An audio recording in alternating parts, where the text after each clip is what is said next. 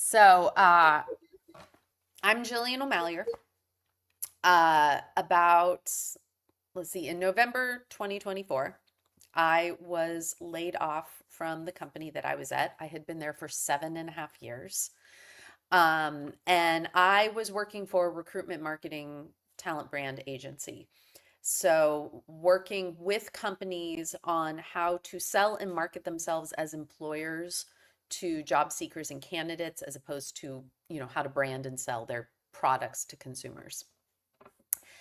And, you know, I went through 16 months of unemployment. I just landed a full-time job 2.5 weeks ago. And so basically, what I was kind of going through in that period of time was I've been building up a consultancy as well. So doing fractional employer brand lead work and brand work for companies and personal brand for individuals. And I was doing all the things that they keep telling us to do, which is, make yourself very marketable, talk about your thought leadership, talk about the things that you offer, basically look as like shiny and pretty as you possibly can to the powers that be so that you secure the kind of work that you need so that you're showing up in front of recruiters. And I applied for, I think my final count by the time I signed an offer letter was 713 jobs. And I'm very discerning. I don't do like spray and pray kind of applying. I'm like very discerning to make sure that I align as best as possible with the experience that's requested. So that's how many I went through. And I was doing everything that they tell you to do. And in November of last year, so right when I hit a year unemployed, I finally went, okay, forget it. We're trying a new tactic. We are not going to make ourselves generally palatable anymore. We're going to talk about what's really happening. We're going to talk about what this job market is genuinely like. We are going to shift the focus away from, oh, individual job seekers are having a hard time because they just suck at applying and they just suck at interviewing. And we're going to talk about the fact that the system is so broken that no one can secure a job because one, there aren't a lot of jobs out there. And two, the way that everything is set up now, it's incredibly hard to just get in front of a human being that might actually hire you. So I started talking very openly and honestly about what this market is like. And I used it as an experiment to what would happen if I build a personal brand for myself that is way more rooted in who I am as a human as opposed to the things that I can do. Those are still sprinkled in. My expertise, my experience is all still there, but it's way more rooted in just how I show up as a person. Um, and the experience was really interesting because, on the one hand, a lot of people who actually know me and people who don't know me were reaching out going like, "Oh my God, you're crashing out. You are losing your mind on social media, on LinkedIn and TikTok, and clearly you're just struggling." And I was like, "Nope, this is all very strategic. This is all very intentional." But the huge response to it has been job seekers feeling very, very seen because I think we've been gaslighting people for a while now about what this experience is really like in this job market today. Recruiters have been, some of them feel a little bit called out, some of them feel a little humanized because I'm very deliberate about the fact that I understand both sides. I came from the recruitment marketing world and I was a job seeker in this job market. So I feel like I have a very unique vantage point of understanding why it's a problem across the board. And I mean, one of the great things is the job that I was able to secure came by way of all of this content. Someone who had seen what I was putting out there, felt very seen in their own job search, and said, look, I just got a job here. I think you would be a great fit for one of these roles that's also open. Um, but ultimately, a lot of my goal in this has been to really ensure that we're being very, very honest about what is going on right now. We can't keep relying on sort of this, you know, toxic positivity. Let's be really quiet. Let's not say the uncomfortable part out loud for fear of damaging our own reputations. I'm like, no, no, no. Damage your reputation. Not because it's going to damage it, but because leaning into your humanity is the best possible thing that you can do right now to try and change something for yourself.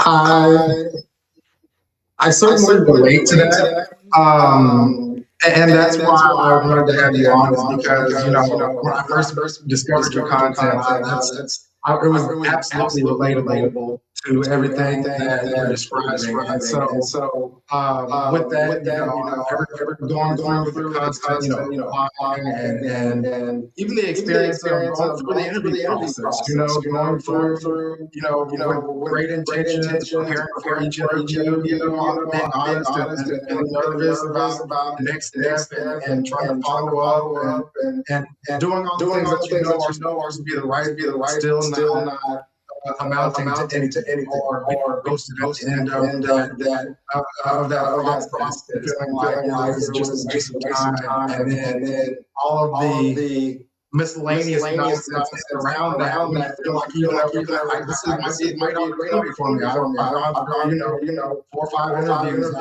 did presentation. I did everything, and then it's like, okay, and candidly, I recognize for myself, I may not be the most experienced. I may not, I know that I've heard of stories from a lot of people that are way more experienced than I am, that have been, executive level people, and are still experiencing the same types of things. So, and then knowing that, especially in our industry, I'm in marketing as well, and so I know that there's been a lot of layoffs around, agency world, and in our industry as a whole. And so, knowing that there's only a finite number of actual job openings available, and then you've got all these people, whether you're competitive people that are, competing for the same number of jobs, and then out there, there's this frustration. Like, am I even able to get my foot in the door? Am I even able to get myself seen by somebody who's,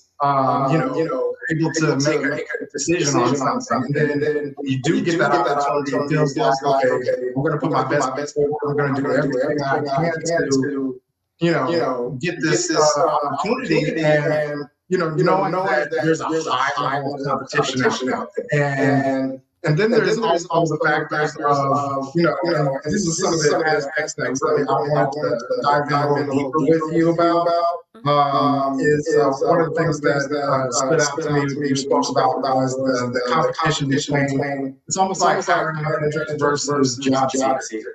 And the battle between two, because I recognize, I want this to be an open space that we can speak to both sides of it. Because I know on the other side, there's got to be, I was talking to one of my good friends, there's got to be, frustration on the other end from hiring managers getting floods and floods of applications, trying to verify these are actually real applications on one hand, and then, how to, get the best person for the opportunity that they have available, knowing that there's only one opportunity for these hundreds of applications that they receive. And so I want you to speak on that, if you can, a little bit about, the competitiveness, the other side of the fence, and the aspects of AI that really we can't really control.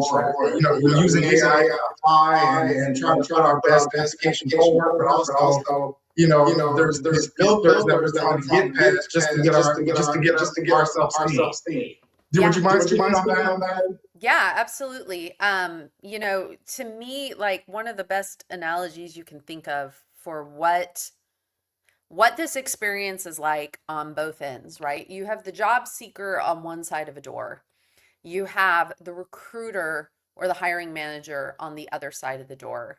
The job seeker is throwing like grains of rice at the door, trying to get one through the keyhole to the recruiter.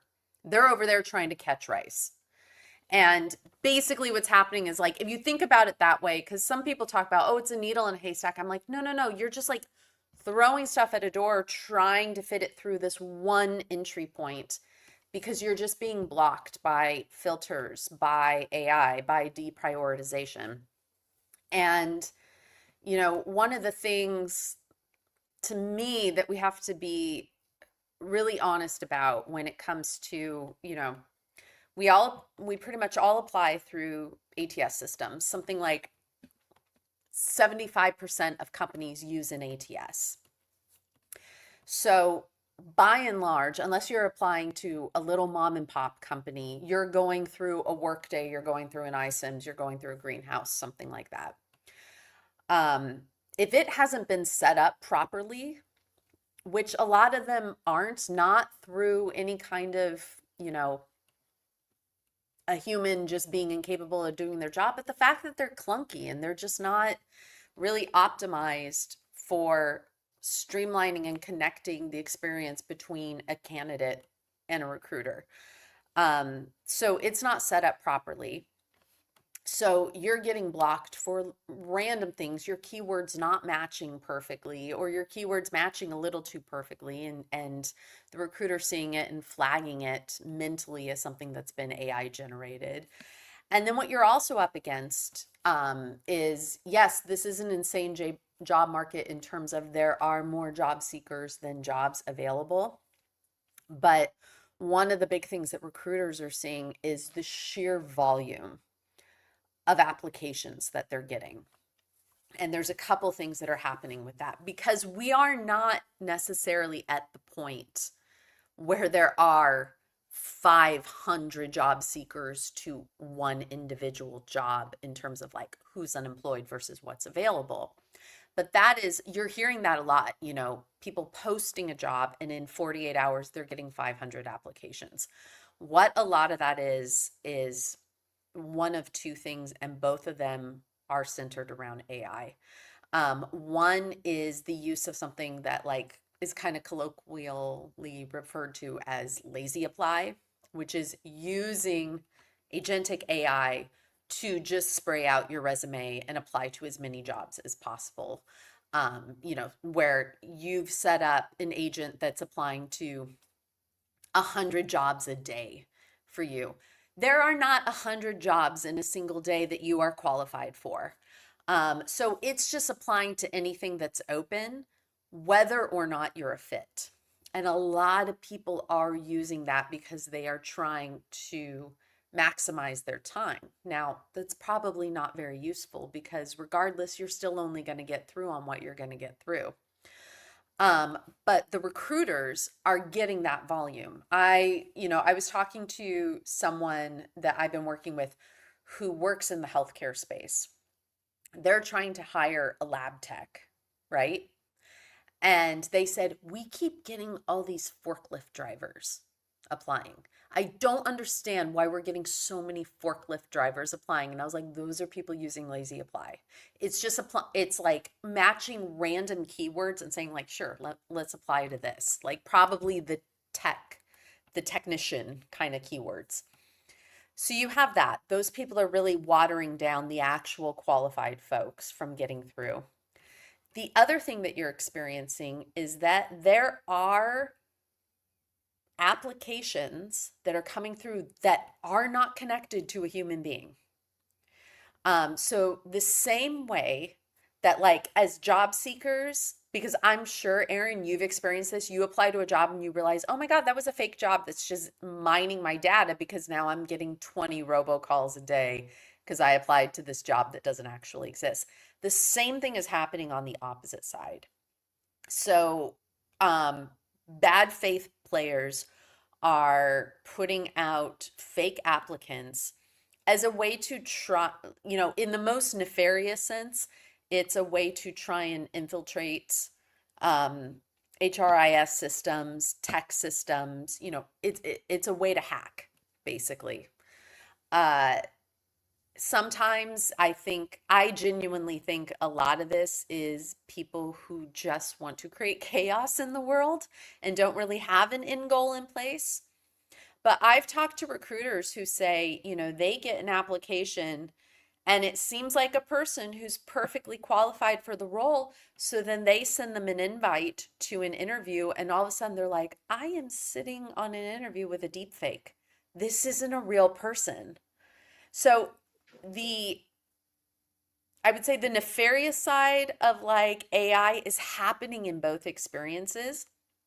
The problem is that it's an issue for job seekers on both sides, because it's an issue for job seekers when it's a fake job that you're applying to and now your data is out there. And it's an issue for job seekers on the other side, because your real human application for a job you're qualified for is getting deprioritized and watered down because you're up against 100 fake people. I've certainly heard of that, and that's something I was actually talking to somebody else about. Was I can imagine being a recruiter and thinking I've got a great candidate on the other line and it's a deep fake, and but to that standpoint, I earlier this week I had a recruiting company reach out to me, and this is a recruiting company I had worked with before that had submitted me for positions before in the past for temporary positions or contract roles, and for whatever reason they didn't work out. But I actually, at the time, I remember the brand of their company, and I remember speaking with a person, having a contact with them. And recently, I was reached out to by about another position, but it was an AI, and they wanted me to interview directly with the AI over the phone, and I couldn't even. It didn't feel right to talk to an AI, bot, and I know it was probably recording me or something like that, but I was like, why would you take away just that human interaction? Now I don't even want to go through this process because I'm talking to a computer, and it doesn't even feel natural for me to even try to answer the questions. It doesn't even feel right. And so I've had that experience recently. And with some of the other, when it comes to some of the ATS systems, like you spoke about recently, I can't. I think we could probably go off the deep end and start talking about Workday. When I see Workday now, I don't even bother anymore because it's gotten to the point, and I didn't even realize that they had a class action thing until it was too late, and so I didn't even get a. I'm speaking on it because I didn't get a chance to get myself into it. But the reason why is because I know if I go through my Google, my Chrome password, saved passwords, I can go through hundreds of Workday passwords.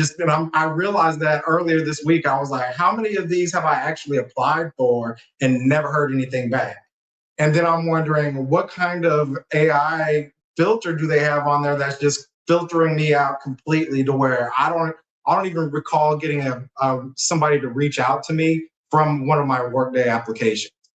Yeah, I've applied to hundreds of Workday applications, and I missed the cutoff for the class action lawsuit too, uh, which, the initial response to it was that it was being ageist, that it was automatically kicking out anyone who was 40 and over, and that's me.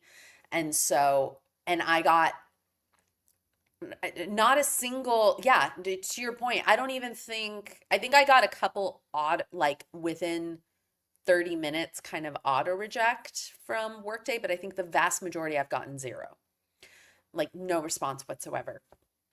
Um, and the way these things are set up is, y- y- and this is where sometimes I really encourage recruiters and hiring managers to take some accountability, because we're not blaming them as individuals, but you need to take ownership of what's going on. So like for instance, I've gotten into some conversations with recruiters and hiring managers who are like, I don't use any AI in my hiring. And I'm like, well, what's your ATS? And I just ran into this on LinkedIn, someone who was a hiring manager, so not a recruiter, which means they don't really understand the ATS programs, typically speaking. Um, and so he had said, there is no AI in my recruiting whatsoever. And I said, so you realize it's very easy to see what ATS you use. You use an ATS that is marketed as AI first. So, yes, you do. And having to explain the difference, like just because you're not using generative or agentic AI does not mean AI is not a part of the process. And you are using a platform that markets itself as AI is embedded into everything we do. So there you go. Yes, you are. And it's okay. It's okay. You're using the system. You're a hiring manager. You didn't decide what system was being used. You're using the system that's being presented to you by your HR, your talent acquisition team. And this person said, I'm reading every single resume that's coming through. And I said, okay. I said, you're probably reading every single resume you're being given because you said, I read 200 resumes, but then you also said there were 1,000 applies. So 800 of them got deprioritized by the filters that have been set up because that's the way that they work. Is you get a dashboard and it says this is how many people applied, this is how many people require your attention based on the semantic keyword matching that we did, based on the ranking algorithm that we have built in. We decided these 200 deserve your attention and those are the ones you should read. And you're saying, yes, I read all 200. And I was like, good, great, but 1,000 people applied. What about the other 800? You didn't read them, and that's okay. You don't have to, but we have to be honest about the fact that depending on how this was set up, there is a very, very good chance that amongst those 800 are people who were perfectly qualified for the job. Because me personally, I told this story on the Chad and Cheese podcast, which is I applied for a job that I had an employee referral. Like, here's my employee number. You feed it into this system so they know you're tied to me and you're supposed to be prioritized because you're like within the network, right? And it was for a job, it was employer brand director. My previous title was VP of employer brand. Like, it was my job, my resume, the job description just like matched up perfectly. I could have done this job in my sleep. I got rejected within 25 minutes, auto rejected. And I said, that is filters that were set up inappropriately. There is no, this is not me bragging about myself. There is no reason why I shouldn't have at least gotten an interview based on my experience, the job description, and the fact that I had what is considered an in. I had an employee referral, but everything went through an automated system. Depending on how it was set up, I got kicked out. And quite frankly, I shouldn't have been. I should have been seen by a human, and I wasn't. And that And gets that, me to the piece of it where, and as a person of color, I get concerned about that part of it too, because there's always that point in the application process where they ask you, and it's like, okay, it says this is not being considered as part of whatever you're considering for, but if I put my race down here, is this going to be automatically filtered out just because of the inherent AI creation that exists, just because it was created by, corporations and so forth? This is just, that's what I feel like. I don't know if that's something that is just automatically filtering me out on top of any other type of, like I'm over 40 as well. Is that also part of it? And am I having, should I put the wrong, race, or should I just put, I don't, want to certify what I don't want to answer this question. And I go back and forth battling that every time I try to fill out an application for something I really think I'm qualified for, and that's something that is just a tough battle. Like I don't want to get filtered out automatically just because I picked this, and it's a selection that I have to make a selection for, and that's the part that concerns me as a person of color trying to get through some of these application processes. I think that is a very, very important conversation we have to be having. And, one of the things that I always really own is like this process has been incredibly difficult for me, you know, and you can go into like what it's like to be a woman in the workplace. At the end of the day, I'm a white woman and like obviously a white woman, I'm not passing for anything else. And what, you know, what is going on, what kind of biases exist, and what of them are sort of baked in, especially when we look back at, right around this time last year, when our own government decided that DEI was no longer important, no longer necessary, let's roll it back. All these corporations, their reaction to it from my eyes were like, oh, thank God we don't have to pretend to care about this anymore. We've seen 600,000 Black women be forced out of the workforce, be forced onto the job market. And, what does this mean? What does bias look like in kind of the age of AI, in the age of automated systems and technology and all of this? And I did, I guess a couple weeks ago now, I did a little bit of a deep dive into, okay, how does all of this work? Because I was really curious too. Like, for instance, for me, I technically speaking have a disability that qualifies as, like, it's always listed on the do you have a disability? Here's what qualifies as a disability. And I've gone through the same process as you, which is like, do I say yes? Do I lie and say no? Do I say I do not wish to answer? How do I answer this question and what effect does that have on me moving forward? And so I was really curious, how does all of this come into play?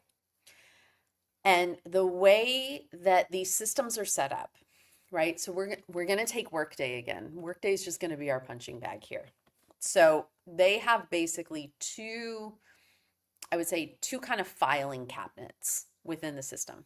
They have the filing cabinet that recruiters, talent acquisition folks have access to, which is where your resume is, where your application information is, where your cover letter is.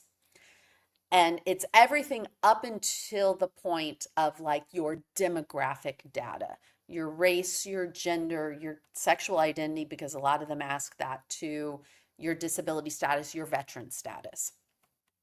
So they have access to all of that. And then there's like a firewall.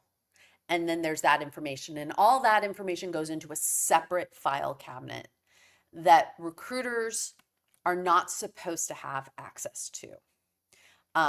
And, some companies have talked about, they've run into issues with this in terms of, imagine a company that's trying to very specifically do like, we want to do an initiative to proactively hire veterans. That's what we're trying to do. We really want to do a proactive hiring of veterans. So we need to know if people are veterans or not when they're going through our apply process.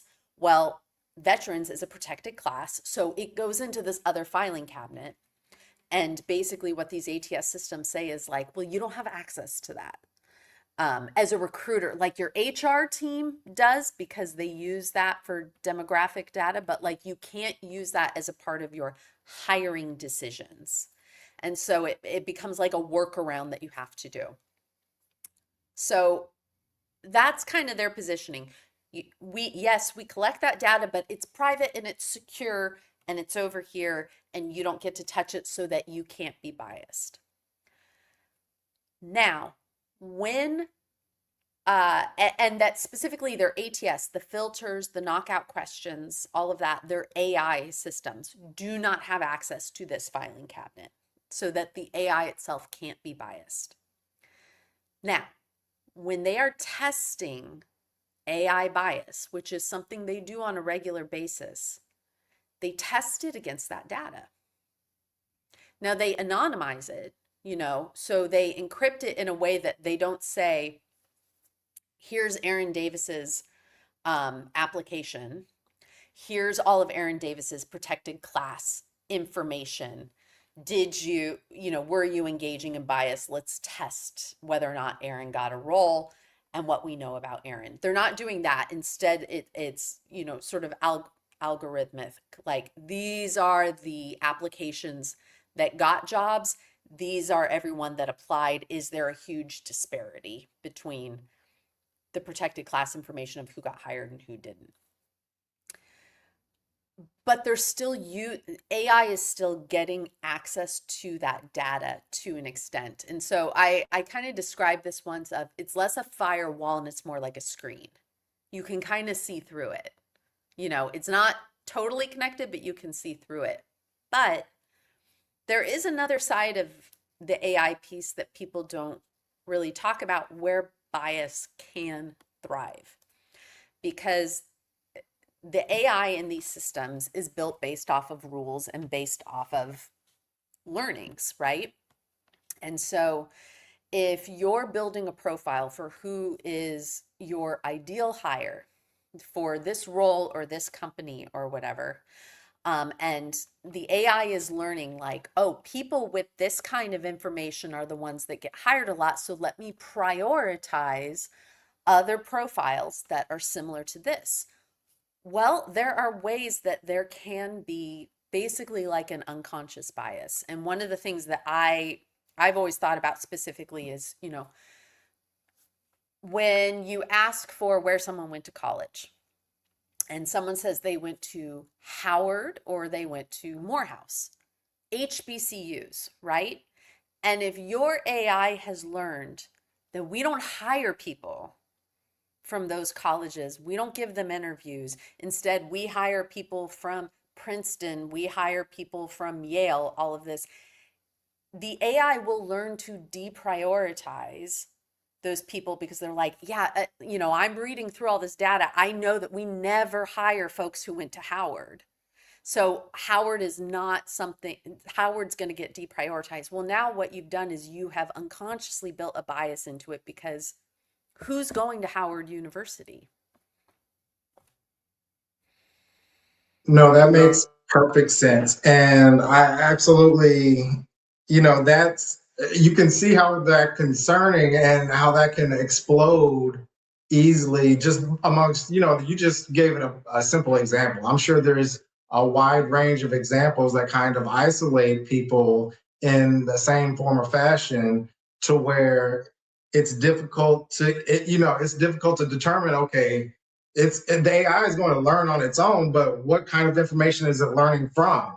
And if it's learning biased information, then it's inherently going to be biased in its decision making. And so with that, you got to really take a step back and say, okay, is this AI helping or hurting our job prospects from, filtering out people that we might want to be included in there?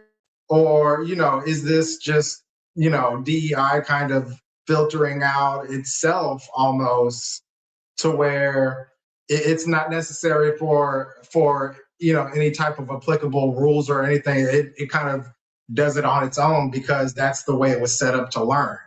And so that's really concerning from my standpoint, to where I can say, okay, there might be some very highly qualified people that go to HBCUs, graduate, and are well decorated, but it doesn't matter because it's already filtered that out before you even got to a person to really evaluate what your skills and experience are.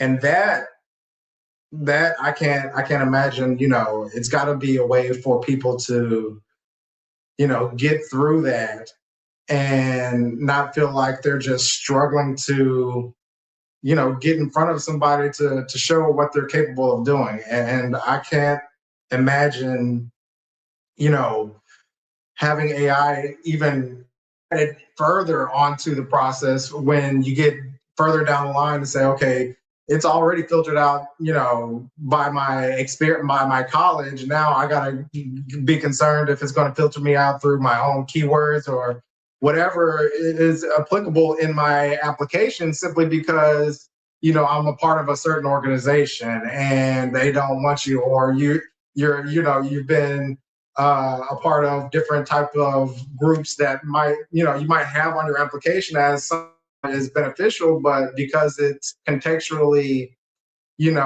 framing you in a certain group that's already biased out, it's like, okay, I'm. Is it even worth trying to apply at that point? And that's the part that really concerns me. Yeah, and I think, the thing that we have to remember is that like our resumes and our profiles, our LinkedIn's, all of this give a lot of information about things that are related to our protected classes. So like for instance, if I belong to a professional women's group, you know, women in brand or something like that, just by me being a part of that group, you already know my gender identity, right? So if that's on my resume, AI can read that and know without even looking at my actual quantitative protected classes information, it's going to know that I'm a woman. And based on the learnings that it has, based on what it's seen from the people who are running the filters, running the setup, and also deciding who gets prioritized and who doesn't, it might see that and be like, well, I know this organization doesn't hire women, so let's deprioritize this person, this resume. And, a lot of the rhetoric that we are hearing online, and I hear it from recruiters and career coaches a lot, not the good ones. There are really, really good recruiters and career coaches out there, and I want to be very clear about that. But the ones that engage in rage bait in order to increase their followership or whatever it might be, a lot of them will talk about how to sanitize your profile and your resume. Usually, what they're talking about is around age bias because that seems to be the one that they think they can get into the least trouble with. It is one thing to tell someone like, "Hey, sanitize your racial profile through your resume. Make sure that no one can determine what your race is by looking at your resume." People would be very understandably up in arms about that. And so they tend to talk about it from like an age place. Don't put your age on your resume. Don't put any indication of what your age could be on your resume. So remove like the year you graduated college from your resume. And I'm very much like, look, on the one hand, I understand what you're saying, which is if these systems are set up to deprioritize you based on your age, if there is ageism built into the tools, then yes, that is a smart thing. And I'm like, you're fighting the wrong battle here. Because why are you, as like someone who's maybe an influencer in the space of hiring, why are you encouraging job seekers to minimize themselves rather than saying, like, you all need to look at these tools, look at the platforms that you're using, look at your own internal bias, and understand why would a job seeker need to make themselves appear ageless just to get an interview? Because the other thing is that if the ageism is built, because a lot of them say like it's not just about the tool, it's that people are ageist, and I'm like, okay, well, once I get through and have an interview and you look at my face, you know I'm not 25. If you're asking for 12 years of experience, you have to assume I'm over a certain age to have acquired that number of years. So, what are we talking about here?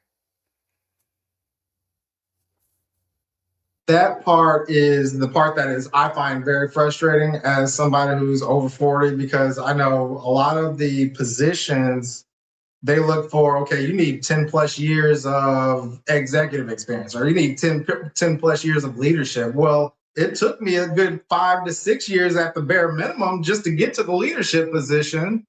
And then for me to have 10 years in leadership, that means I've been in the job market for at least 15 years.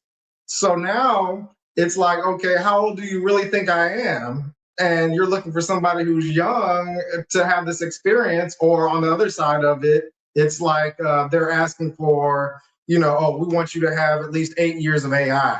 Well, how long has AI really been around for us to have like 8 years worth of experience? How many people are you really looking for? Like, is that really realistic? As far as some of these things are just brand new. I remember when I first got into the industry of marketing and so forth, and a lot of the entry level roles were looking for 4 or 5 years of experience, and I'm like, this isn't really entry level if I'm just getting started. I'm fresh out of college, or I'm still new to this.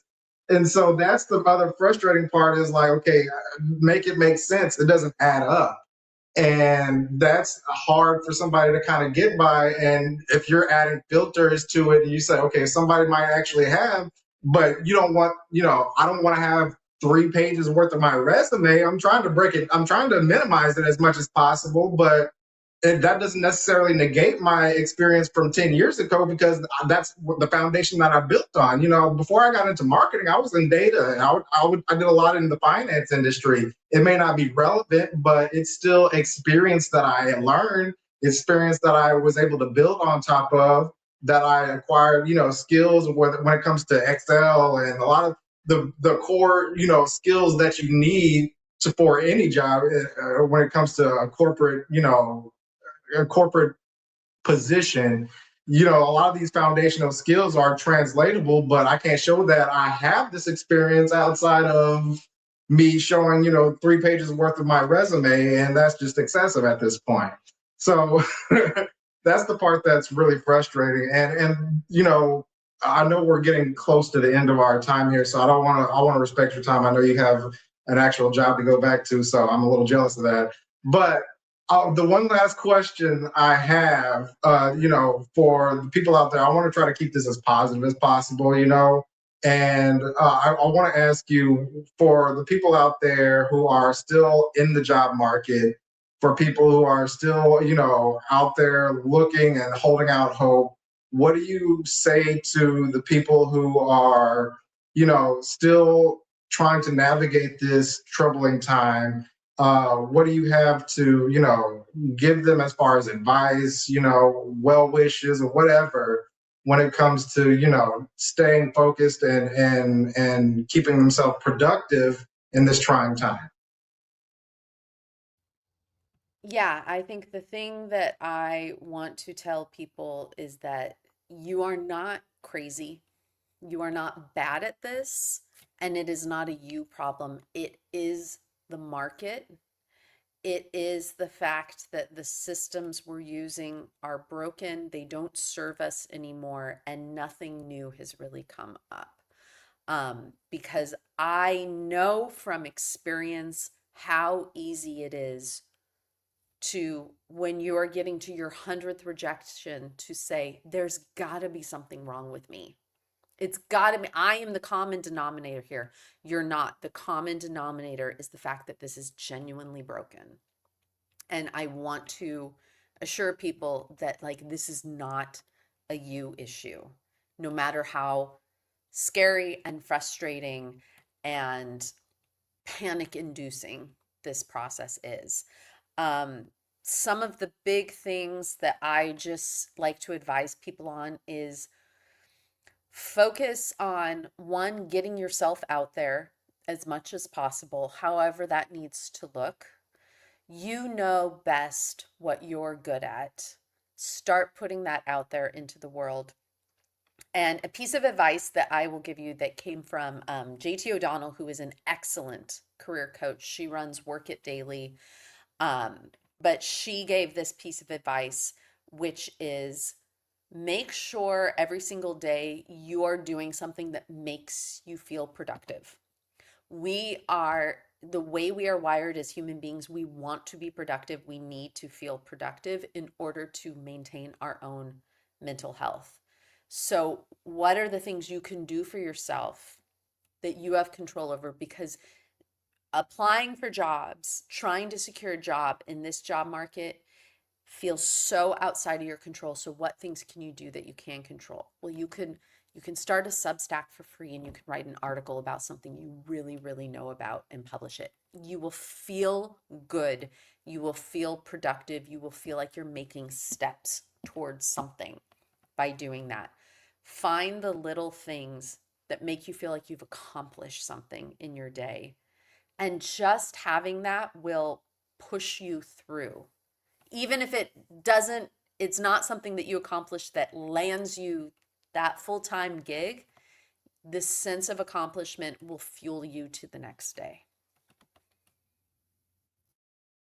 I really appreciate that, and that's part of the reason why I started this conversation. So with that, I want to say how grateful I am to have you on here, and I learned quite a bit from you today, and so I really appreciate you just taking the time out of your day to meet with me, have this discussion, and I hope this is the first of many. To be honest with you, I want to be able to speak with people on both sides of the fence. I want to speak with hiring managers. I want to speak with recruiters. I want to talk with job seekers who are also dealing with this for an extended period. I think it's a conversation we need to continue to have. And so, with that, I'll give you your time back. But I want to say thank you again for having this discussion with me. I really appreciate it.